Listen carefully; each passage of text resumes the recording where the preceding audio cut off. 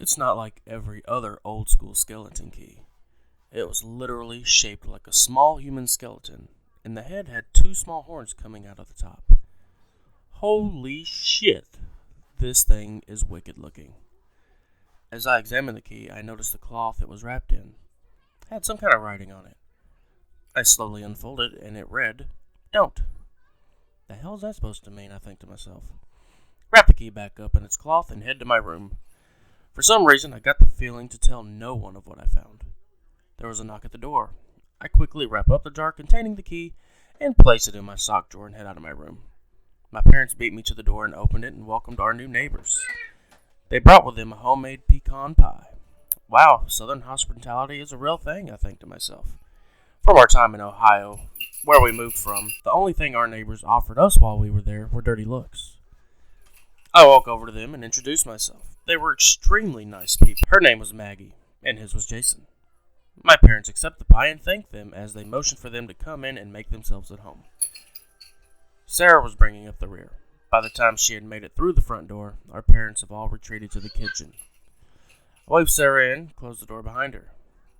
I welcome her to my home and ask her if there is anything I can get for her. "No thanks," she says, smiling. Okay, I guess we can go to the kitchen and see what everybody else is up to. Started walking towards the kitchen and she grabs my shoulder, stopping me a few feet from the kitchen.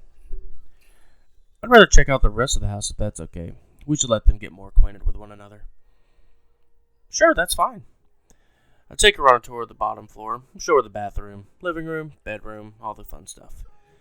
I start to show her the upstairs, and she asks what the other room is. "Oh, that's just a spare bedroom. It's still undergoing renovations." I start up the stairs and stop at the landing, only to turn and see Sarah staring into the room, like she was caught in some kind of a trance or something. "Sarah, you okay?" I ask. "Huh? Oh, yeah, I'm fine. Just spaced out for a second." She starts up the stairs, and I show her what little there is to see upstairs. We come back down to the main floor. "Well, that's pretty much the house besides the kitchen. Where to now?" "How about your room?" "Sure thing," I say. We head into my room. She takes a seat on my bed, and I on the chair. She glances over to my dresser and asks what the machine is. "Oh, that's just my metal detector. It was a gift from my parents for my birthday yesterday." "Oh, well, happy belated birthday, Corey. Have you found anything interesting with it yet?" "I found a few old coins, buttons, and my most prized treasure, pull tabs."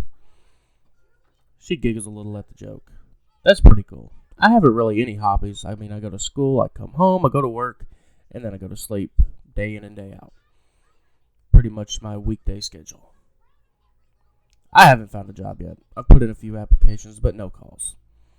"I'm sure someone will call you here soon," she says. She stands up and starts pacing the room. "So, any other interesting finds?" "Actually, yes," I say excitedly. I go over to the sock drawer and pull out the jar, unscrew the lid, and pull the skeleton key out and show her. "Holy shit, that thing looks wicked," she says as she takes it from my hand. "Yeah, it is.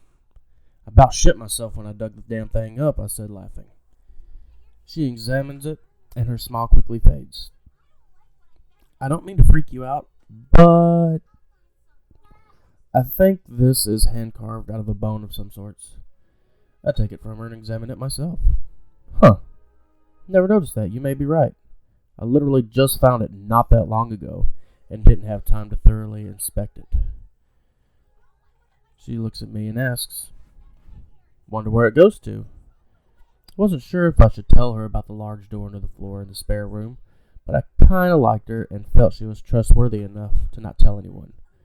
"I think I know what it opens and where the door is, but if I tell you, you have to promise not to say anything to anyone."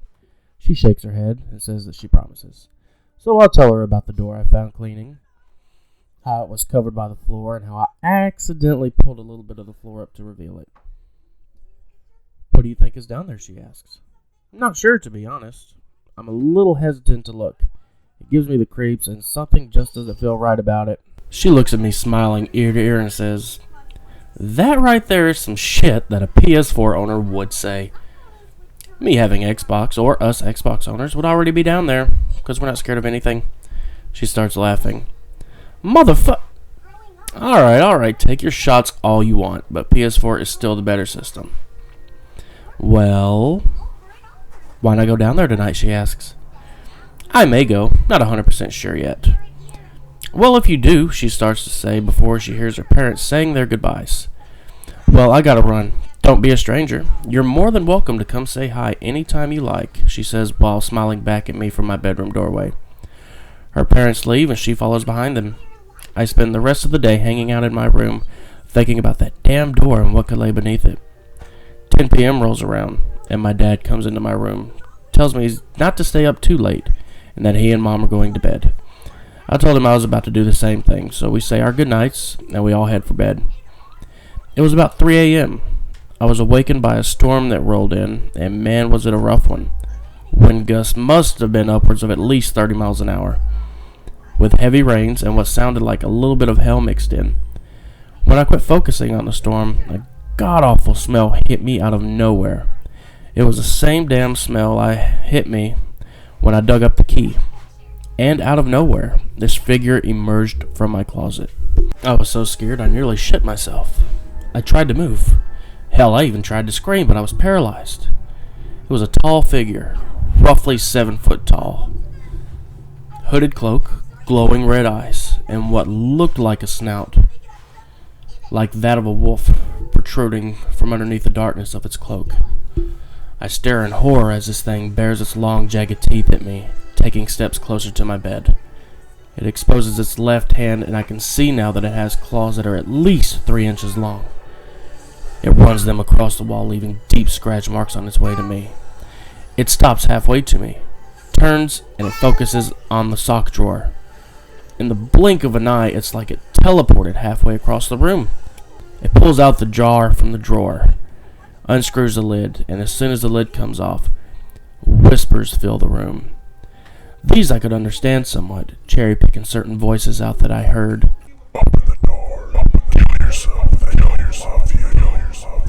It removes the key and turns to me and presents it. The eyes in the key are glowing red, just like this thing's eyes. It starts walking to me and stops at the foot of my bed. Corey. This thing said my name. I tried to respond but was left speechless. It leaned over inches from my face this time and shouted, Corey. I blink my eyes and wake up to my dad screaming in my face. What the hell, Dad? What's wrong? We have to go now. There's a tornado on the way and we have to find shelter.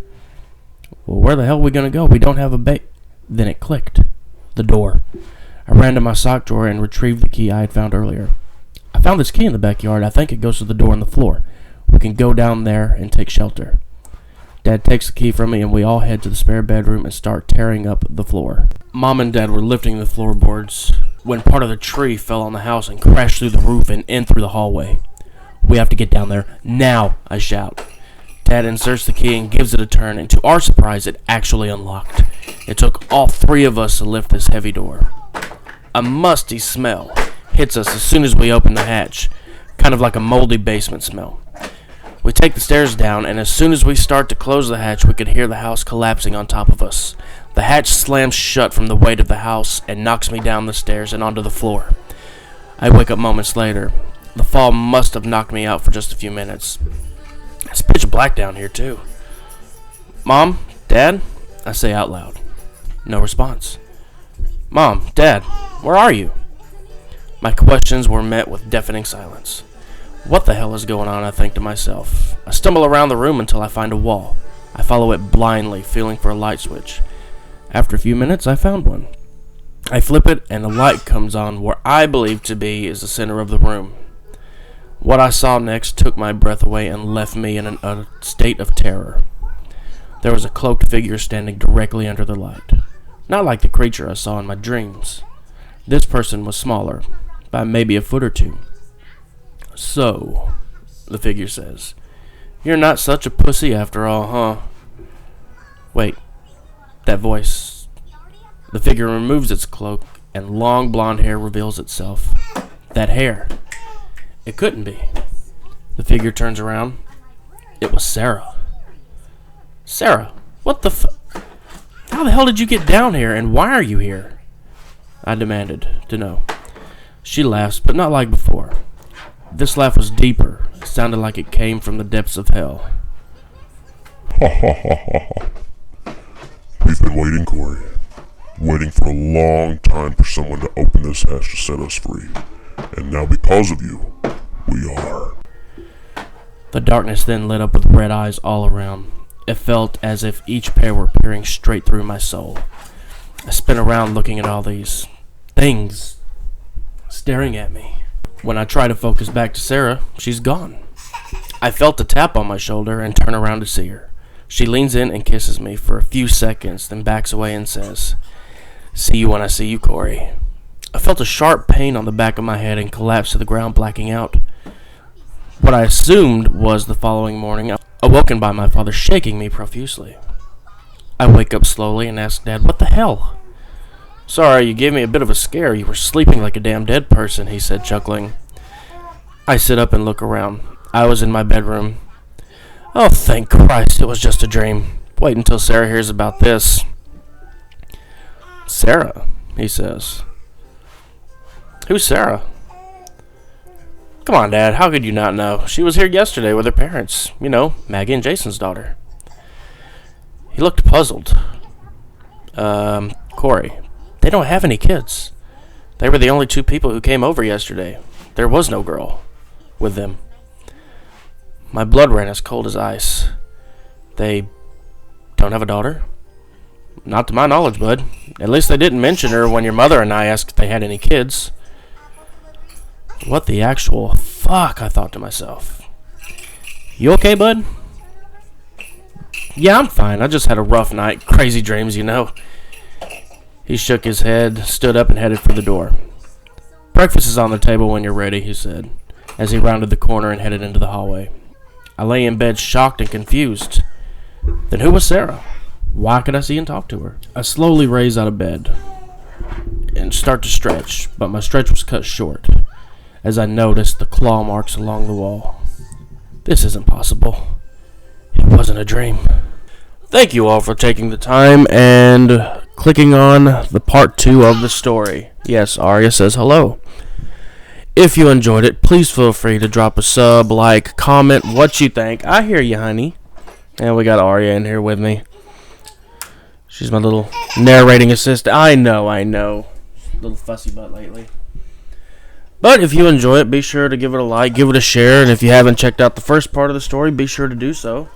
Let me know what you think, and then I'll drop part 3 sometime next week. Thanks, everybody.